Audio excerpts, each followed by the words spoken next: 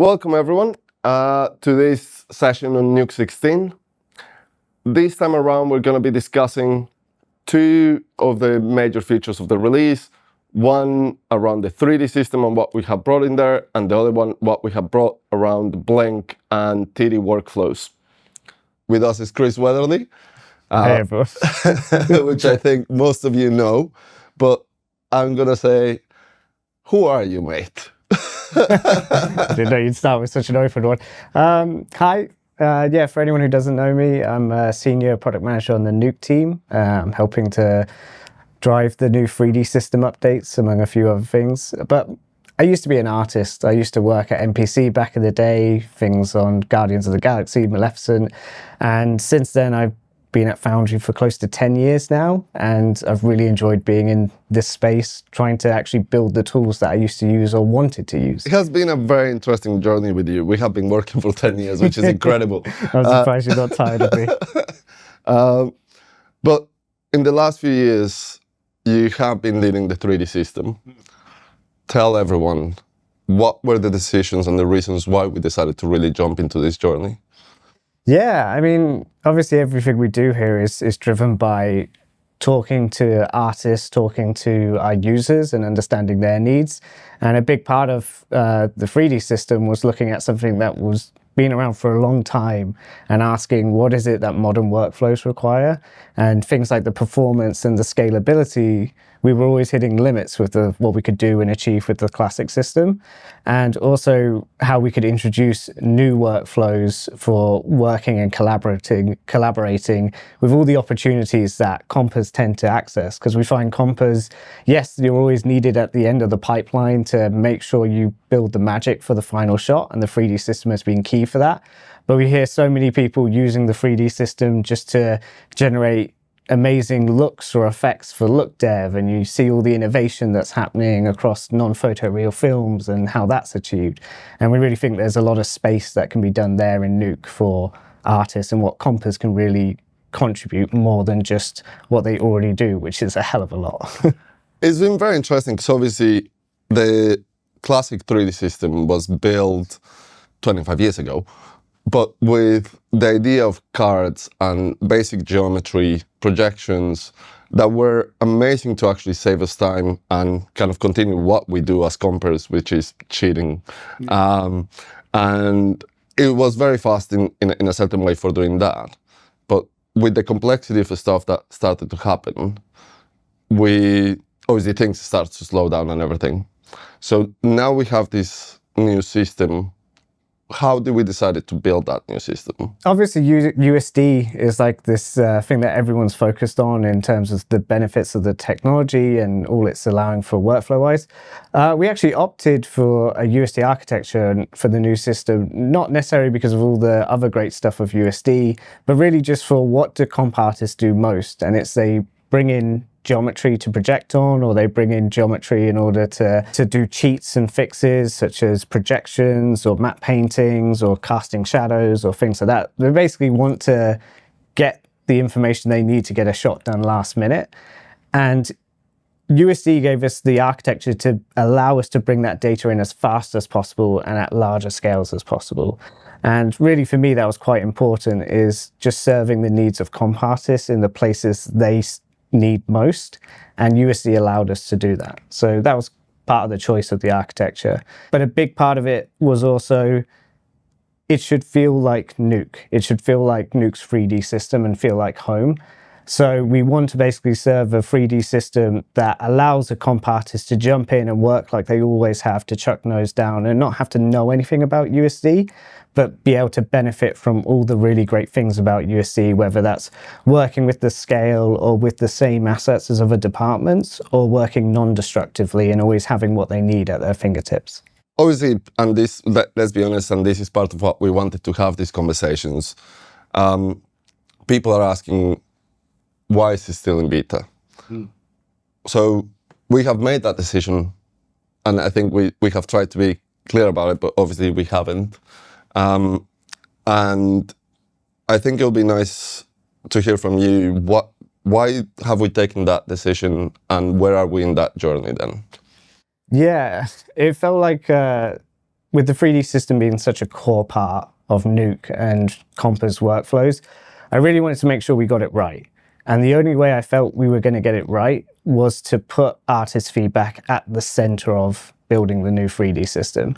That did mean we sort of pushed it very early out into people so that as early as building the architecture itself, we could work with clients of all sizes to ask, is this fulfilling the needs you have? Can we shape this architecture in a way that will service you going forward? And it's been really fruitful. That's allowed us to actually make some big choices that we may have not made originally without, having that exposure. It also meant that we decided to keep the classic system alongside the new system because obviously we didn't want to stop people being able to work. So we think, making sure we can give artists the tools they need while building the new stuff was really key. But that adds complexity, adds a different dynamic to developing a new system where we can't just build from clean slate. We have to make sure everything still works in the old system while introducing a lot of the new concepts. Another part of it was just USD itself as a technology is really powerful. But how compas want to work or are used to working in the classic 3D system is something we didn't want to lose. It wasn't about building the new system to just do what the classic system did, but it was about building the new system to work how compas find intuitive and feel like home. And sometimes there's a bit of tug of war between how USD thinks and how comp workflows are used to. So we've been really trying to be mindful about balancing that. We see a lot of other tools out there that, do USD really well, but you have to know USD to really use them. For Nuke's 3D space, we don't want that. We want you to come to it, be able to do all the workflows you're used to. Maybe there's a slight adjustment to be made in some spaces, but overall it should be intuitive. And then when you want to step into using more of the USD special source, whether that be payloads, whether that be variants, whether it be what have you, you can go into that space. But it wasn't it should feel like home. As you say, USD is really powerful. And it brings new workflows that we really want to take advantage of. Yeah. But at the moment, we're also trying to find the balance of the ease of use and that part. So what have you guys been working on for this release? Yeah, this release was really about taking the artist feedback and, showcasing that we are listening. As we said, it's been in beta a while. And we put a lot of nodes into the first release just so that people could experience and play with workflows and then give us feedback based on that. And that's been both good and bad in the sense that people have been giving us feedback, which is so appreciated. Please keep doing that. But it also means that when we've hit a leg where maybe we've had to step back and redevelop or rethink of something, certain areas haven't pushed us quickly as we'd like. So with the new system, or with the latest release, we've really looked at where can we take that feedback and make sure we're implementing it in the right way. So even things just like the UI, we've looked at the UI and the node properties because artists were saying, you're showing all these USD knobs. I'm not really interested in seeing them right now. They're kind of cluttering up my space. I want this to be tidier. So we're bringing that back.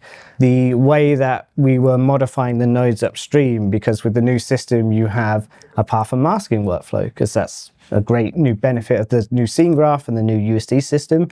But by default, it was only affecting the node above it. But artists basically said to us, no, we'd like it to work more like the classic system and do everything above it. We originally explored that idea, but thought, well, if you're working with much larger stages, that might be detrimental. But thanks to artists playing with it and saying, no, it's better to do it this way, we've adopted that.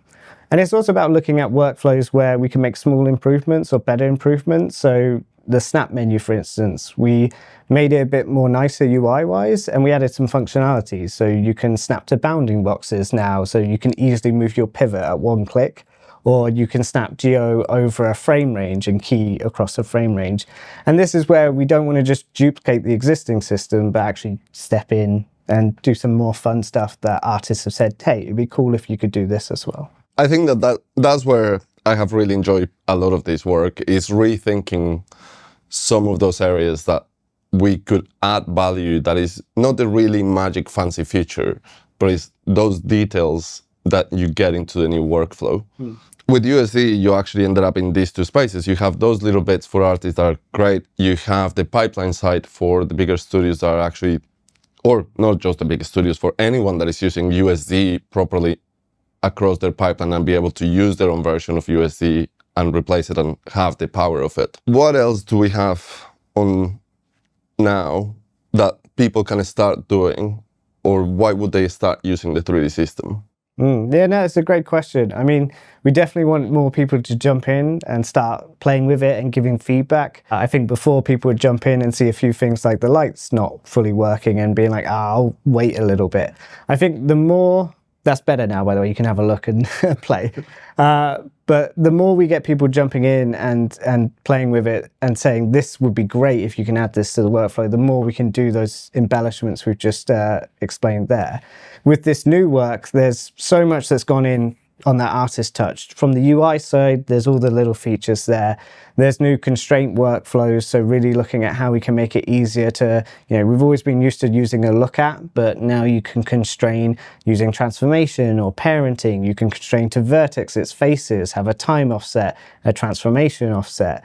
I mean, the whole work that we've done across Scanline Render 2 for this release, that's a massive part of the work and kind of a big stepping stone as well to helping us get to that out of beta, because, I mean, we see the feedback online all the time, which is great. I love the fact that people have the passion to tell us really positive things and also tell us the critical things. Yep. And a big part of it is, well, why do I want a new 3D system if I can't render out of it? So the Scanline Render 2 work has been both about making it a better node in terms of better sampling and more intuitive sampling controls, more control over motion blur, making sure that you can toggle motion blur for just the transformation of the geo, the camera lens movement, the camera movement itself, light movement. So you have all these controls for motion blur. Better AOV setup, so for those who really want to get into the fine weeds of it. And that's kind of bearing the lead, is we've re-architected it to be a ray tracer. Not like a full path ray tracer, it's a ray tracer where a comp artist controls the number of bounces, but it's designed for comp artist needs. We were asking ourselves the question of what should rendering in Nuke really be about? And it's to support what you kind of said earlier. It's to support cheats. It's to support all those fixes. And, to ask the question of when should you render in comp versus when do you actually need to kick something back to do, in Katana or something like that. So an example I like to use is like, you shouldn't really think about rendering King Kong with all his fur and everything else going on.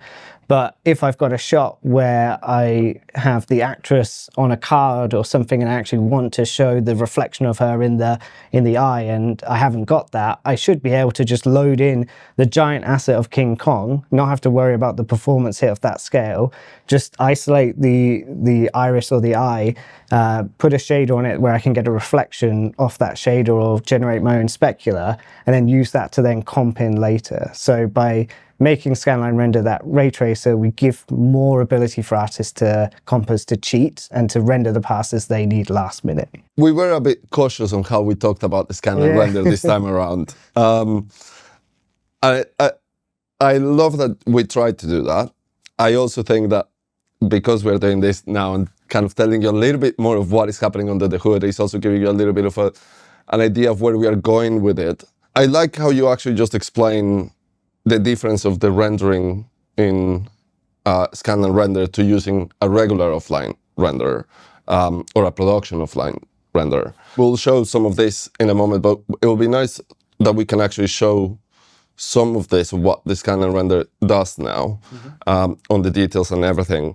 Because I think, I love, for example, the AOV's UI. Like that bit is a great piece of work. Yeah, no, definitely want people to see and experience more. I mean, it's still developing is also part of why we didn't push this really hard. We were being mindful of, like we said, with the journey we've had, people coming to it and having an expectation of things being 100% there if we don't, give the right context. And we do want to make sure performance in Scanline Render is also improving and getting better. And that's an area where we put the ray tracing architecture in place. You can use it. You can create reflections, refractions, transmission, things like that. But right now it's not as fast as we want it to be. So it didn't feel like the place to say, this is it. It felt like the place to say, please come explore and play with this, continue giving us feedback so that we can come out of beta and then with the performance and every other part of it, really say, this is it, where you can use those workflows as you need to.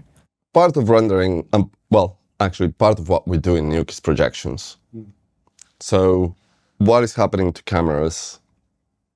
God, cameras is such an interesting space. Part of, I mentioned earlier about having both the classic and the new system is also about how we build workflows. So we've been exploring what it means to have, your cameras in a USD stage space and your cameras in the existing Nuke sort of 3D system space, and the best workflows to balance between there. So currently you don't see the USD camera locators in the current build of Nuke. And that's a problem. I load in my stage, I can't actually see the cameras, the shot camera that I want to work with, unless I pipe it into a classic camera node in Nuke. What we want to do, and what we've already essentially doing now, is make it so that those camera locators are immediately visible on the stage when you import it. And then you can pick the one you want, you can start editing it directly, and you don't have to duplicate that USD camera prim, which is essentially the workflow you have to do now. So we're really focusing on what is a intuitive workflow for cameras in this new system, where, again, it's all USD based, but where an artist who doesn't really know much about USD or doesn't care much about USD, they don't have to worry about it. They just see the camera in their viewer. They just create the node that says, I want to edit this camera, and then they can go ahead and do all of that work. So it's just allowing those connection points and allowing things to feel a bit more intuitive while exposing more of the scale that an import of a USD stage can give you. Obviously, we have discussed what is new in the system. We have discussed why we did it. Also, why we are still on beta. But I think part of those questions are coming from this group is, when are we going to be out of beta?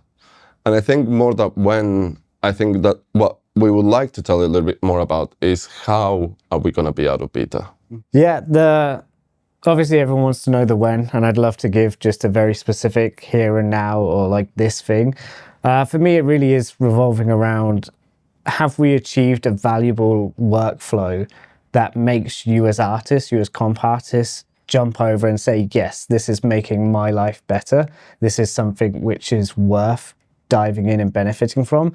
And I think at the moment we've been putting all these building blocks in place, like that performance and scalability of the new system, the new little features that we've added. I should mention, for the UV project node, the Geo UV project node, there's a reference frame which essentially allows you to do sticky projections. So expanding workflows that we know are much requested in some senses. So building all those building blocks so that when you can come into the new system, it's highly performant, highly stable. It has workflows that offer you new tools to achieve things that you couldn't before, especially around the core workflows of things like projections, and then give you new possibilities, like we were saying with Scanline Render 2, but also at that performant level that we really want to get it to.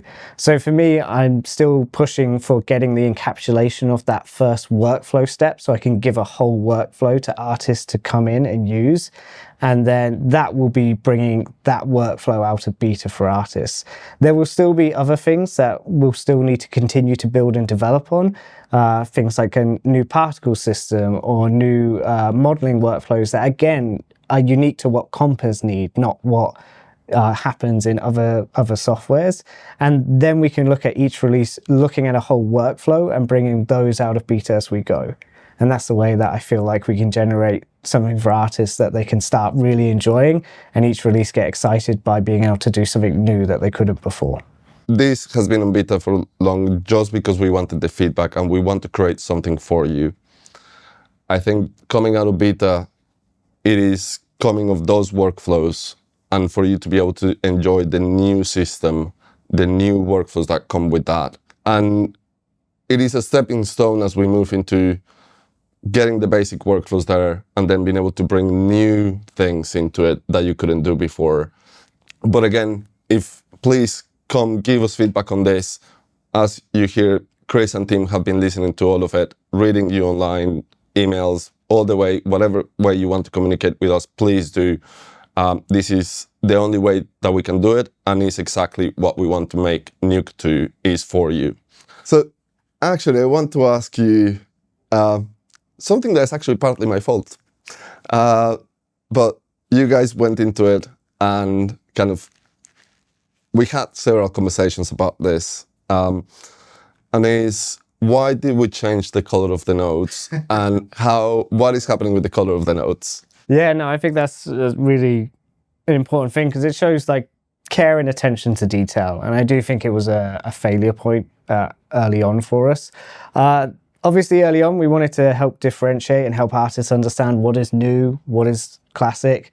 And we wanted to make sure that obviously going forward, the new system should inherit the visual language and the color language that artists are used to. So the new system became red nodes, the classic system became green nodes. What got lost during that was the importance of the visual language of what you see when you're looking at a node graph and how easily it needs to be to see what node is doing based on where it is, what connection endpoints are coming into it, and the colors of it. And unfortunately, the colors just sort of got color drenched into one color and of another.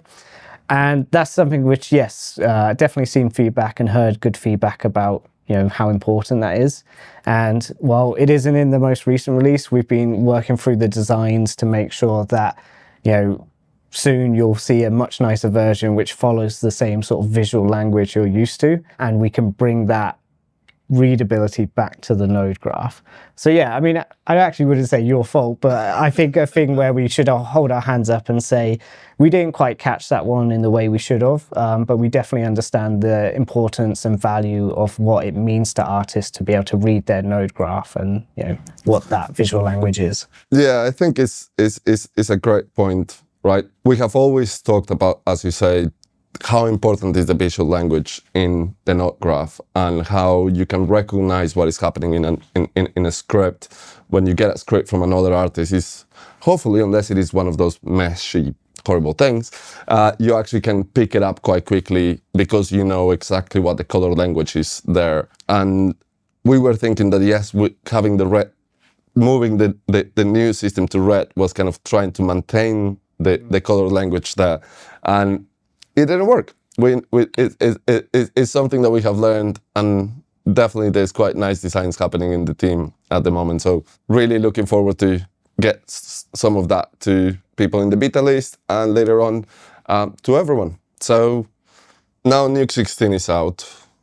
Obviously we continue to be on beta.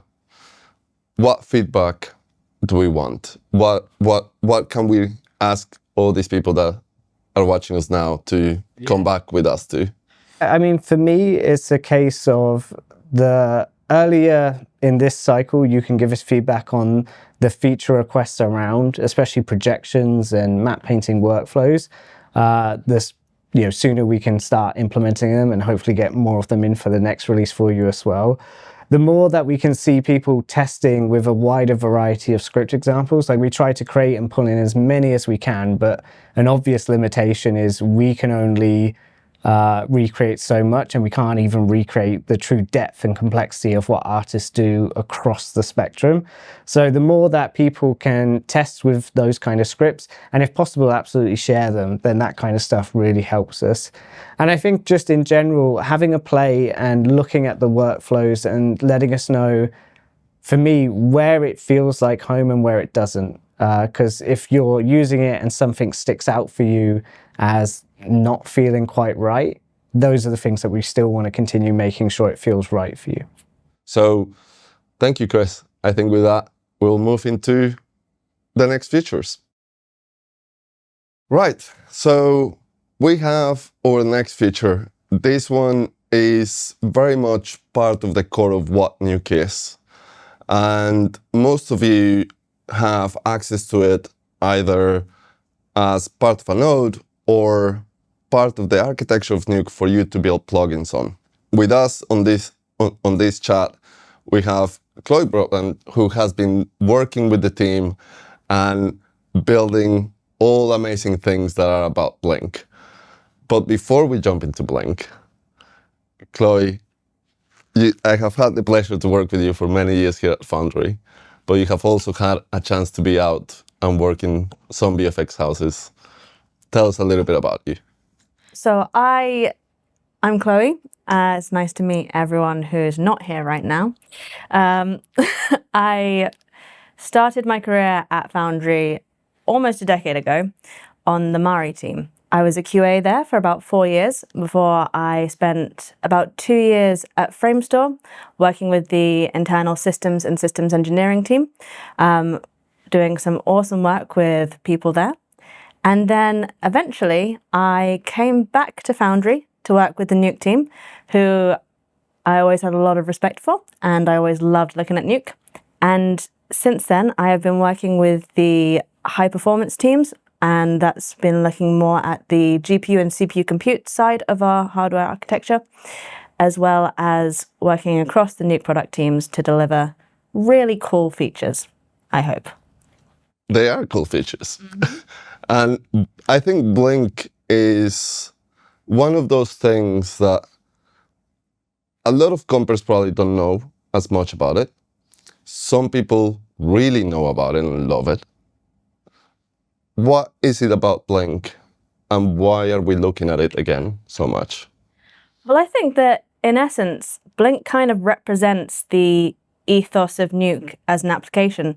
What you can do with Blink is what you can do with all of Nuke, which is build very powerful custom effects that fit the workflow that you're trying to produce. So you can really put your stamp or your style on a piece of footage. And Blink is the GPU accelerated and CPU consistent framework that allows you to do this based on an underlying image processing library. I think it is important here to kind of talk about, as you just explained, like it is a piece of tech that allows you to have the same result out of the GPU and the CPU, which obviously in comp and in your studios is important because as an artist you want to be able to play back fast as you're writing your effects or as you're working, but also know that when you send it to the farm to render, you're going to get the same result.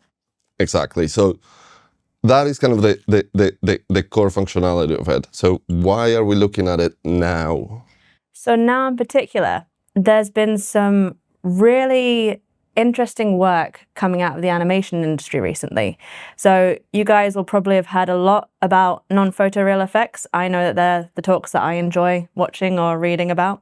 But a lot of the work that Sony did a couple of years back with Spider-Verse sort of revived an old art form that has disappeared in recent years or in the last decade or so, with the drive towards photorealism, which has created some incredible productions where we've gotten to the point where you can make a lion talk and it looks like a lion talking. We've suspended disbelief to the point where we don't have to suspend disbelief because it's just belief. It's just real. But what we've lost in a way, or what's been missing for quite a while, has been that distinctive artistic style that you can develop and give to the content that you're producing, like the painterly stamp that you only get when you're working with your own hand or through your own eye. And when people are starting to bring back these kinds of looks or more stylized effects or workflows in animation, we've seen a lot of this specifically with the painterly effects coming out, where Blink is the tool that allows you to do that. So it's not like it's the entire part of that workflow, but it is a part of very quickly getting to that look or that effect. Yeah, no, just I think that is perfect, right? Is that idea that a couple of years back, we started seeing an increase of use of Blink because of the non-photorealistic workflows that allow artists to have really fast feedback and make creative decisions before even getting into lighting or doing that workflow. Obviously, as you say, not the whole film or the whole thing is just done in Nuke, not even close to that. We all know that that's not. But Blink allowed them to create really interesting plugins and ways to actually fast the process. It helps you really figure out what your style is going to be and define the look of your show in a really interesting way, which we've seen a lot of it coming out all over the place, really, in a lot of productions now, which is, I think, a really exciting time to be watching because it's beautiful. It's beautiful to see what only a human touch can give to an art form, which is what non-photoreal effects do a lot of the time. Yeah, no, so I think just to kind of there, so to close that bit, I think that there is, because of that, we start a lot of companies and artists starting coming to us and asking more about Blink and what else we could do. What was the thing that we found that was the biggest blocker for everyone? Well, I'm going to be really blunt about this, and I probably shouldn't be, but the biggest blocker to adoption was that it was hard to learn. So it's hard to understand. It was quite obtuse in terms of the errors that it gave back when you were writing it.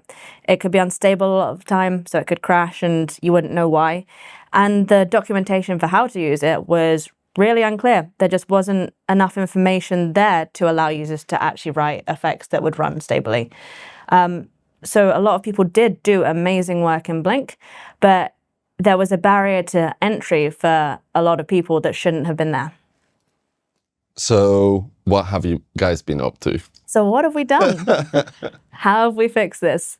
So we actually started looking at Blink back in 15.1. And at the time there, what we really tried to do was fix the problem with the documentation. So we tried to make it very, very clear what you can do, what you can't do, and how you write kernels in Blink. So we released the updated documentation in 15.1. And if you do want to learn about Blink, I really do recommend you take a look at those because they are very good. But in 16 specifically, what we've actually really focused on is trying to improve the developer experience or the development experience when you're actually writing code using Blink scripts in Nuke.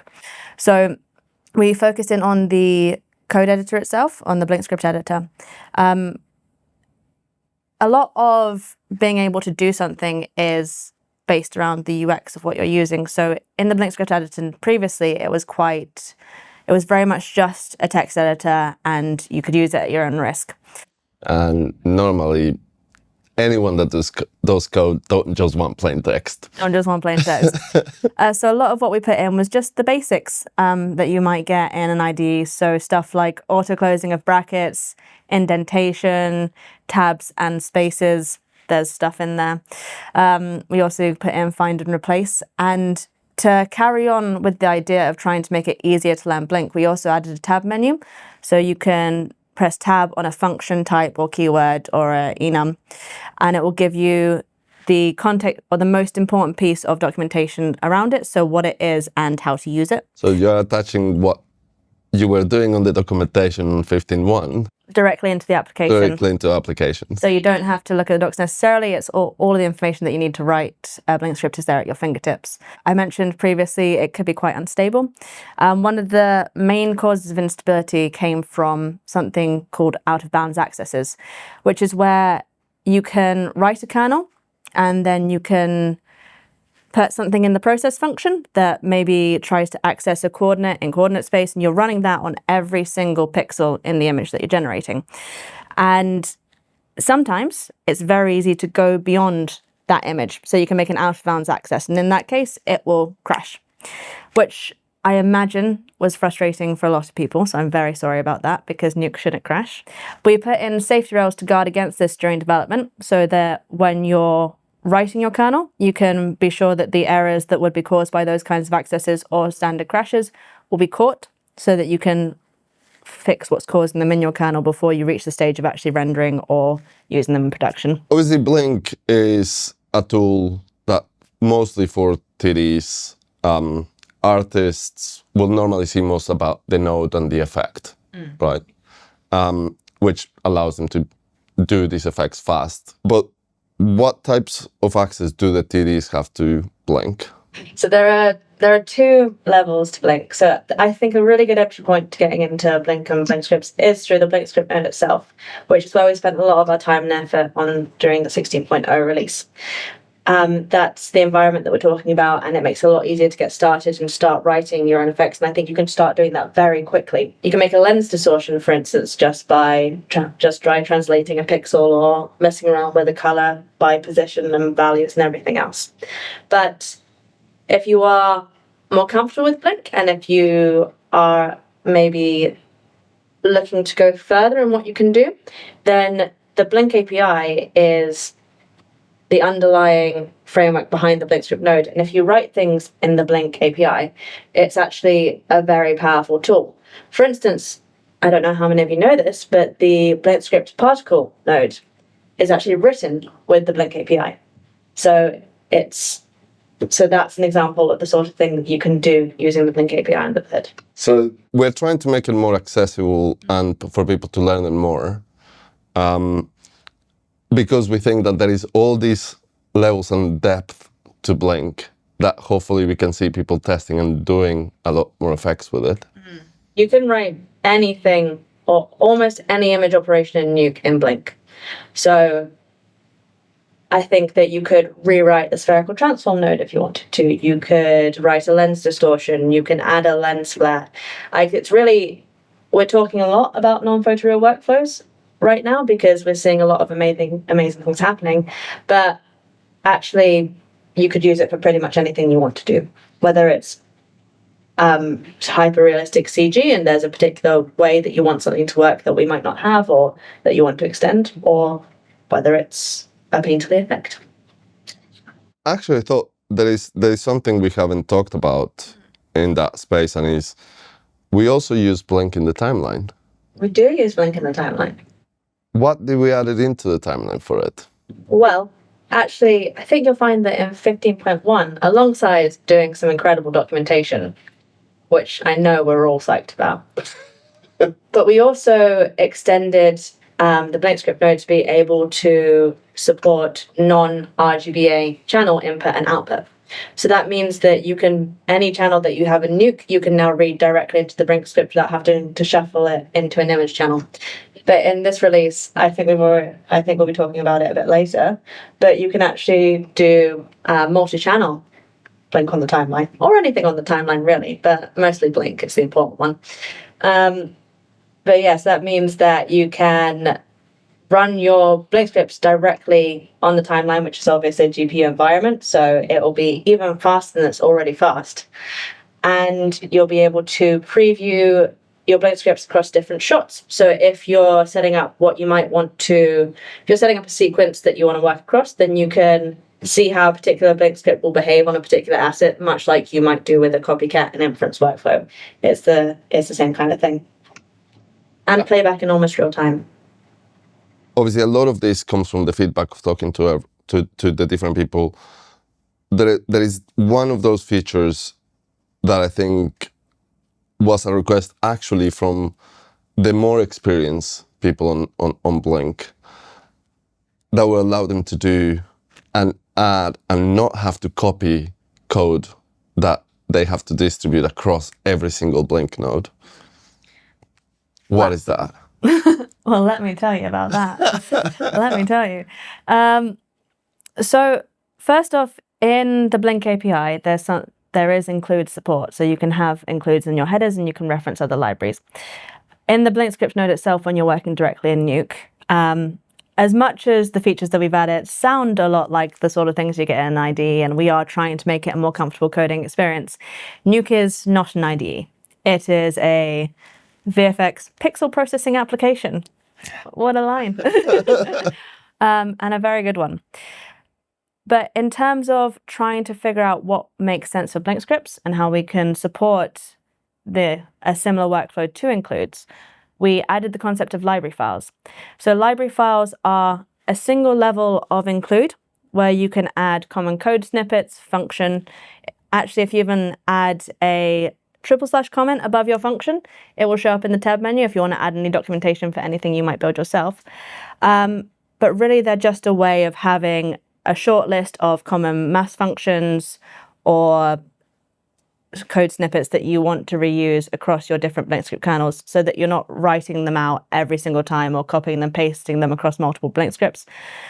They are a reference to a file on disk, and these files can be baked directly into the kernel with a new bake and make live workflow that we have that works a lot like live groups in the same kind of way. I think that will make quite a few of those TDs out there quite happy. They have the IDE, they have the better text editor, the help functionalities, safety rails, library files. What else is happening in Blink? BlinkScript or writing in the BlinkScript editor might not be your preferred way to work. You might I mean, we all have our preferred tools to use. But really, I want to come back to the error handling and call out the fact that even if you're working elsewhere in a more developed IDE or environment for more complex workflows, you can still double check your code a lot faster in Nuke. And you can check the compilation, and the error messaging is now directly in the editor itself. So you'll have a list of all of the errors that you have, and you can search through them, and you can debug your kernels a lot faster, even if you're writing them outside of Nuke, which is quite nice. I think that obviously there is a lot of work that has been gone into Blink, as you can see. Obviously, it's not around adding extra functionality itself, but it's making sure that it's easier for everyone out there to use it, learn it faster. And again, a lot of this was done based on feedback from everyone. What would you like to hear from the group out there in the next pieces of feedback? Is there any areas that you want more feedback on, or is there anything that you would like to look into for Blink later? So Blink is a really exciting technology. It always has been. And the way it's being used, I find personally astounding. I think it's incredible what everyone has done with it and the things that have come out from it already. In terms of what I'd like to see, I would like to be able to be in a position where it's something that's easy for people to pick up and for people to learn. And I'm really hoping that the work that we've done will actually enable that, so that when I can talk to more and more people and have more and more conversations about Blink. And as you're using it, if you're a new user, or if you're an experienced user and you're coming around, I think I would love to hear about what you want to do next. I don't think I should be telling you what workflows you need. I think you probably know that a lot better than us. So if you pick up the tool and you start using it and you discover that there's something missing or something that you would like, or there's a way that you think that you could really push the boundaries of filmmaking and look and style within that and the content you're producing, I'd love to hear about the ways that we could help you do it. I don't think I can say anything better than that, people. Let's move on to the next one.